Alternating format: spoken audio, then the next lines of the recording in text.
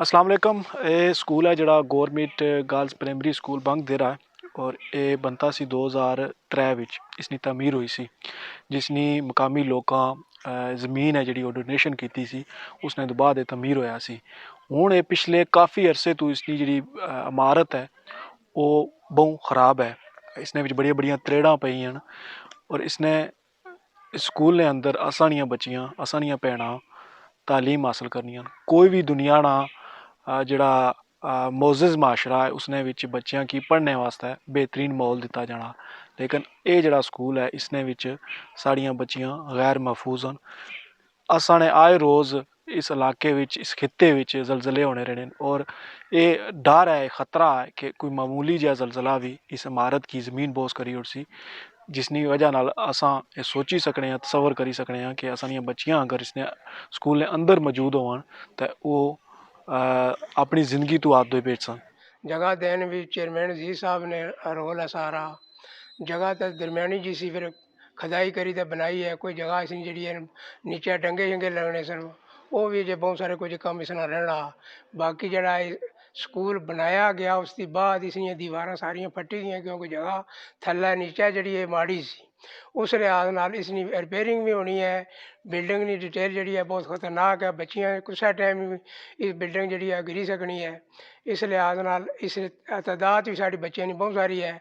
डरने लोगों बच्चे जोड़े ने बाहर प्राइवेटा स्कूलों भेजी ओड़े क्योंकि बिल्डिंग की जी खतरे की घंटी है। दीवार बंदी भी कोनी उस लिहाज नाल इसकी हर चीज़ जी डैमेज है फर्शा तिकर जरा तादाद तो ही वधी सकनी है जो स्कूल नी बिल्डिंग ठीक की जाए तो। हर बंदा डरना वो प्राइवेट स्कूल बच्चे भेजी होना बच्चियां बच्चे क्योंकि इतना खतरे की घंटी है कुछ टाइम भी कुछ हो ही सकना ना। गौरमेंट कुछ इधर रुख किया गौरमेंट ना कम सी ये जी बुरद हुई भी दीवार जड़ियाँ इन्होंने बारे से कई बार चौमजीत साहब की दरखास्त दी वज़ीर आज़म भी वीरे उस नाते भी तख्तियाँ लगियां बाकी तो सिस्टम भी कोई कामयाब नहीं होया। मोहम्मद सदीक बोली दे रहे सी लिहाजा साड़ी बिल्डिंग ना इत्थे बहुत खतरे पेच है, सारी गिरी हुई है। ते मैं दो चार बंदियां की अग्गें भी बाहर रहा भाई लिहाजा इस बिल्डिंग ना साढ़ा कोई हल होना चाहिए। चार दीवारी भी कोई नहीं, अग्गें भी काफ़ी सारा डैमेज है जगह गुजारिश करने भाई मेहरबानी करके कोई इस साड़ी बिल्डिंग ना हल होना चाहिए।